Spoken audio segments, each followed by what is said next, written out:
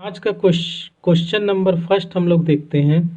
इसमें पूछा जा रहा है किसने कहा कि राज्य व्यक्ति का बृहद स्वरूप है। ऑप्शन है प्लेटो और सुकरात, अरस्तु या फिर सेंट थॉमस एक्विनास। तो इसमें ऑप्शन ए सही है।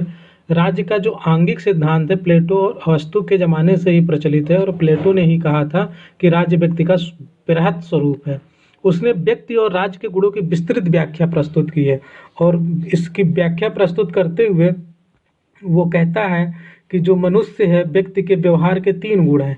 एक तो है तृष्णा, ठीक है, तृष्णा, दूसरा है मनोवेग और तीसरा है ज्ञान, नॉलेज, यानी कि एपेटाइट, दूसरा है आपका मनोवेग, इमोशन, और तीसरा है ज्ञान, नॉलेज। तृष्णा का स्थान कहाँ है?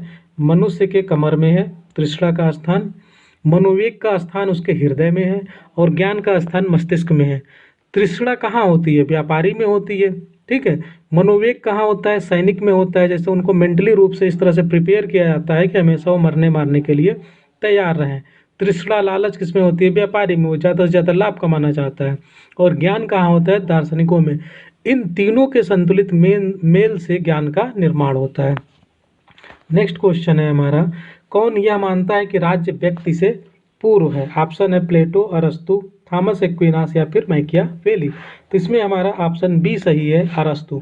अरस्तु कहता है कि जिस प्रकार प्रणाली में पहले शरीर का निर्माण होता है उसके बाद अंगों का विकास होता है, ठीक उसी प्रकार पहले राज्य आता है और उसकी शाखाएं बाद में आती है। अरस्तु ने आगे एक्सप्लेन करते हुए कहा है कि अगर हाथ हमारा कट जाए तो वह शरीर के बिना निर्जीव हो जाता है, यानी कि नष्ट हो जाता है। जैसे मनुष्य का हाथ कट जाए तो क्या होता है? हाथ तो निर्जीव हो जाता है। और उसी प्रकार राज्य के बिना सामान्य मनुष्य का कोई अस्तित्व नहीं है, यानी कि राज्य से होकर अलग होकर के जो व्यक्ति है उसका कोई अस्तित्व नहीं है। नेक्स्ट क्वेश्चन है, अब क्वेश्चन नंबर 3, सरकारों का सुव्यवस्थित वर्गीकरण सबसे पहले किसने प्रतिपादित किया? ऑप्शन मैकियावेली, दूसरा प्लेटो, तीसरा अरस्तु या फिर मॉन्टेस्क्यू। तो ये आप सभी लोगों को पता होगा कि अरस्तु ने सर्वप्रथम शासकों की संख्या और शासन का उद्देश्य, कितने शासक हैं, ठीक है, शासन तंत्र में, और उसका उद्देश्य क्या है, उसके आधार पर सरकारों का वर्गीकरण किया था। उसने कहा कि अगर एक व्यक्ति का शासन है तो वो राजतंत्र है, और इसको कहा उसने आतताई तंत्र। कुछ व्यक्तियों के शासन को उसने कुलीन तंत्र कहा, और उसका जो विकृत रूप है वो क्या है? कुलीन तंत्र का वर्ग तंत्र है। बहुत से व्यक्तियों का अगर शासन है तो उसको मध्य वर्ग तंत्र सामान्य रूप है, और जब वो विकृत रूप में हो जाता है तो जनतंत्र, यानी कि उसने जनतंत्र को सबसे खराब शासन कहा है। और आपको पता होगा कि प्लेटो और अरस्तु जो हैं दोनों लोकतंत्र के विरोधी हैं और दोनों राजतंत्र के समर्थक हैं। नेक्स्ट क्वेश्चन है हमारा, राज्यों का वर्गीकरण सबसे पहले किसने प्रस्तुत किया? तो ये मैं डिस्कस कर चुका हूँ। किसने किया? अरस्तु ने किया। चलिए नेक्स्ट क्वेश्चन की तरफ आगे बढ़ते हैं। नेक्स्ट क्वेश्चन है, निम्न में से किसको अरस्तु के अनुसार सरकार के विकृत रूप के संदर्भ में वर्गीकृत किया गया है? तो सबसे विकृत रूप में किसको किया गया है? तो ऑप्शन है लोकतंत्र, दूसरा ऑप्शन है कुलीन तंत्र, तीसरा ऑप्शन है निरंकुश तंत्र और चौथा ऑप्शन है उपयुक्त सभी। तो अरस्तु ने शासकों की संख्या और शासन के आधार पर सरकारों का वर्गीकरण किया है, ये तो मैंने बताया आपको। और शासन का उद्देश्य यदि लोक कल्याण है तो वह अच्छा रूप है, यदि स्वार्थ पर आधारित है तो वह विकृत रूप है। यानी कि लोकतंत्र, कुलीन तंत्र एवं निरंकुश तंत्र को अरस्तु ने सरकार का विकृत रूप माना है। चलिए नेक्स्ट क्वेश्चन की तरफ आगे बढ़ते हैं। नेक्स्ट क्वेश्चन है, अरस्तु ने राज्यों और संविधानों का वर्गीकरण किस प्रकार किया है? इसको तो आप लोग खुद ही कर सकते हैं। पहला ऑप्शन है निर्मित और पारंपरिक रचना के आधार पर, शासकों की संख्या और शासन की गुणवत्ता के आधार पर, धार्मिक प्रभाव के आधार पर, या फिर आर्थिक प्रभुत्व के आधार पर। तो इसमें हमारा ऑप्शन बी सही है। हमने पहले भी डिस्कस किया है कि शासकों की संख्या और शासन की गुणवत्ता के आधार पर, ठीक है, उसने जो है संविधानों का वर्गीकरण किया है। नेक्स्ट क्वेश्चन की तरफ आगे बढ़ते हैं। नेक्स्ट क्वेश्चन है, अरस्तु के अनुसार राज्य का अस्तित्व दैवी इच्छा का परिणाम है, बल और भय का परिणाम है, केवल राजनीतिक और धार्मिक संयोग है, और विकास का परिणाम है? तो इसमें हमारा ऑप्शन डी सही है। अरस्तु के अनुसार राज्य का जो अस्तित्व है वो विकास का परिणाम है। अरस्तु के अनुसार राज्य का निर्माण व्यक्ति या व्यक्ति समूह ने सोच समझकर नहीं किया है, बल्कि राज्य एक प्राकृतिक संस्था है। अरस्तु ने कहा है कि राज्य एक प्राकृतिक संस्था है जिसका जन्म विकास के कारण हुआ है। यह एक स्वाभाविक संस्था है। इसके उद्देश्य और कार्य क्या है? नैतिक है और यह सभी संस्थाओं में श्रेष्ठ है। कुछ और महत्वपूर्ण तथ्य है जो देख लीजिए आप लोग। अरस्तु ने अपने ग्रंथ पॉलिटिक्स में आदर्श राज्य की स्थापना और यथार्थ का विश्लेषण एक साथ करके नवीन राजनीति विज्ञान को जन्म दिया है। पॉलिटिक्स और द कॉन्स्टिट्यूशन अरस्तु के द्वारा लिखे गए दो राजनीतिक विषय के ग्रंथ हैं। कौन कौन से? पॉलिटिक्स और द कॉन्स्टिट्यूशन। याद रखिएगा, ये भी पूछा जा सकता है कि ये बुक किसने लिखा है। अरस्तु के अनुसार राज्य क्या है? एक दैवी संस्था, एक कृत्रिम शक्ति की उपज या फिर एक प्राकृतिक संस्था है। तो अभी पहले भी हम लोगों ने डिस्कस किया, ये क्या है? एक प्राकृतिक संस्था है। तो देखिए, ये यूपीजीडीसी पीजीटी परीक्षा 2012 में पूछा गया और इसके पहले जो क्वेश्चन था वो पीजीटी परीक्षा 2013 में पूछा गया है। तो इस तरह से थोड़ा थोड़ा चेंज करके ये क्वेश्चन पूछे जाते हैं, तो आप इसको समझिए। अरस्तु का राजनीतिक विचार प्रतिपादित है किससे? स्टेटमेंट्स में, लॉज में, पॉलिटिक्स में या फिर उपरोक्त सभी में। तो इसमें जो है अभी हमने आपको अरस्तु की दो किताबों के बारे में बताया, तो इसमें हमारा ऑप्शन सी सही है। उसमें से पॉलिटिक्स में अरस्तु के राजनीतिक विचार प्रतिपादित हैं। नेक्स्ट क्वेश्चन है अरिस्टाइल के अनुसार। अब अरिस्टाइल के अनुसार स्टेटमेंट दोस्तों बहुत इंपॉर्टेंट है, जो भी स्टेटमेंट मिले उसको आप याद कर लीजिए। पहला है राज्य एक ईश्वरीय संस्था है, राज्य एक कृत्रिम सृष्टि है, राज्य बल की सृष्टि है, राज्य एक स्वाभाविक संस्था है। तो इसमें हमारा ऑप्शन डी सही है, राज्य एक स्वाभाविक संस्था है। अरिस्टाइल टाटल भी इसका समर्थन करता है। नेक्स्ट क्वेश्चन अरस्तु के अनुसार राज्य। अरस्तु के अनुसार राज्य क्या है? इसको हम लोगों ने पहले भी डिस्कस किया है। हिमाचल प्रदेश असिस्टेंट प्रोफेसर 2014 में पूछा गया है।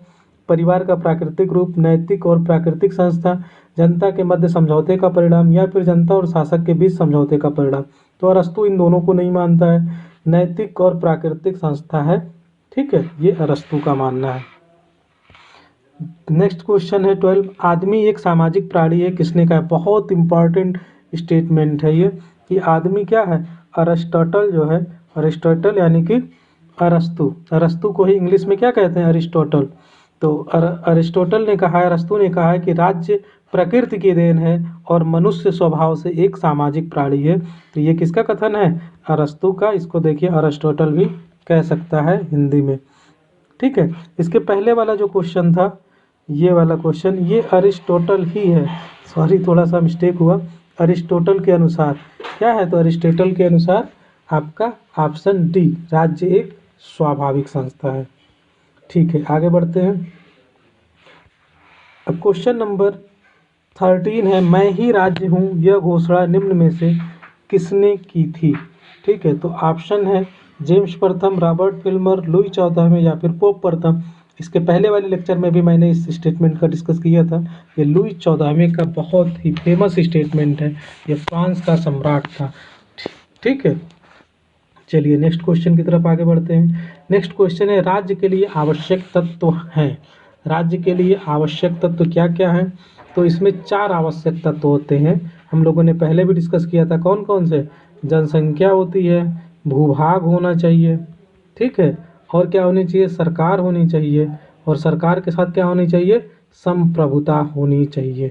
ठीक है, तो इस तरह से आपके सरकार के कितने अंग होते हैं? 4 अंग होते हैं। नेक्स्ट क्वेश्चन, राज्य का कार्य अच्छे जीवन की बाधाओं के मार्ग में बाधा पहुंचाना है, यह कथन किसका है? हीगल, बोसांके, कांट या फिर ग्रीन। तो इसमें ऑप्शन हमारा डी सही है। टी.एच. ग्रीन एक आदर्शवादी विचारक था और उसकी पुस्तक थी lectures on the principle of political obligation. भाषणों का ये संकलन है जो राजनीतिक विचारधारा का एक अमूल्य साहित्य है। और ग्रीन के अनुसार राज्य का कार्य अच्छे जीवन की बाधाओं के मार्ग में बाधा पहुंचाना है। इसका अर्थ यह है कि राज्य का उस उद्देश्य क्या है? जीवन स्तर को बेहतर स्तर प्रदान करना है। राज्य का अपने आप में अंत नहीं है। इसी प्रकार का कथन बोसांके का भी है। तो इसमें हमारा ऑप्शन डी सही है। क्वेश्चन नंबर 16 देखते हैं, निम्नलिखित में से किसने राज्य के कार्य के संबंध में बाधाओं को बाधित करना उक्ति का उपयोग किया?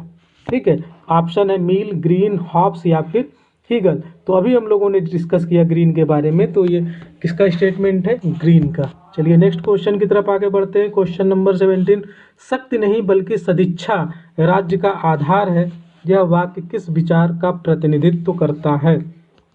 आदर्शवादी, मार्क्सवादी, यथार्थवादी या फिर विकासवादी? शक्ति नहीं बल्कि सदिच्छा, तो ये आदर्शवादी सिद्धांत का समर्थन करता है। राज्य किसी ऐसी संस्था में निहित नहीं होता जो एक बार और हमेशा के लिए बनी हो। यह उस सामान्य इच्छा को व्यक्त करता है जो एक सामान्य भले हेतु कार्यशील होती है। और टी.एच. ग्रीन जो एक ब्रिटिश दार्शनिक और विचारक थे, इनका ऐसा मत था। इन्हें इंग्लैंड में आदर्शवादी विचारधारा का समर्थक माना जाता है। नेक्स्ट क्वेश्चन है क्वेश्चन नंबर 18, राजनीतिक कृतज्ञता का सिद्धांत प्रतिपादित किया। किसने प्रतिपादित किया? ऑप्शन है मार्क्स, जे.एस. मिल, बोसांके या फिर टी.एच. ग्रीन। तो इसमें ऑप्शन कौन सा सही है? टी.एच. ग्रीन, ऑप्शन डी सही है। इनकी एक रचना है lectures on the principles of political obligation, जो हम लोगों ने पहले भी डिस्कस किया। इसमें इन्होंने राजनीतिक कृतज्ञता का सिद्धांत प्रतिपादित किया और इसी संबंध में उनका कहना है कि राज्य एक ऐसी संस्था है जिसका ध्येय सामान्य हित को बढ़ावा देना है। सामान्य हित का विचार ही राजनीतिक कृतज्ञता का आधार है। क्वेश्चन नंबर 19 है, संकल्प न कि शक्ति राज्य का आधार है। अब तो मैं इसको नहीं बताऊंगा। देखिए टीजीटी परीक्षा 2009 में पूछा गया है और इसके पहले वाला पीजीटी 13 में, और ये सब क्वेश्चन पूछे गए हैं। तो इसमें ऑप्शन प्लेटो, ग्रीन, हॉब्स या फिर मैकियावेली। तो इसमें बताइए आप लोग कौन सा सही है। ठीक है, इसको मैं नहीं बताऊंगा, कमेंट बॉक्स में आप लोग लिखेंगे। नेक्स्ट क्वेश्चन है, किसने कहा राज्य का आधार शक्ति नहीं इच्छा है? ये भी देखिए सेम वही क्वेश्चन, ये यूपी जीआईसी में पूछा गया है, जिसका एग्जाम जिसके लिए नोटिफिकेशन आया है जीआईसी, ये 2012 में पूछा गया है। तो इसमें भी कौन है? टी.एच. ग्रीन। तो आज हम लोगों ने 20 क्वेश्चंस को डिस्कस किया। आप लोग इसको अच्छे से प्रिपेयर कर लीजिएगा, रिवीजन भी करते रहिए। और मैं आप लोगों के लिए क्विज बोर्ड के माध्यम से अब क्विज लाने जा रहा हूं। अगर आप लोग चाहते हैं कि ग्रुप में क्विज लाया जाए तो आप लोग इसके लिए अपनी सहमति दें, कमेंट करें, वो बताएं। अगर आपने चैनल को सब्सक्राइब नहीं किया है तो सब्सक्राइब कर लें और ज़्यादा से ज़्यादा लोगों तक पहुंचाने की कृपा करें। हम आपके लिए जीएस के भी क्वेश्चन लाएंगे जो जीआईसी प्री में पूछे जाएंगे। जीएस, मैथ, रीजनिंग, ये सारा आप लोगों को अवेलेबल कराया जाएगा। बस आप लोगों को अगर रिक्वायरमेंट है तो कमेंट बॉक्स में लिखें। थैंक यू दोस्तों।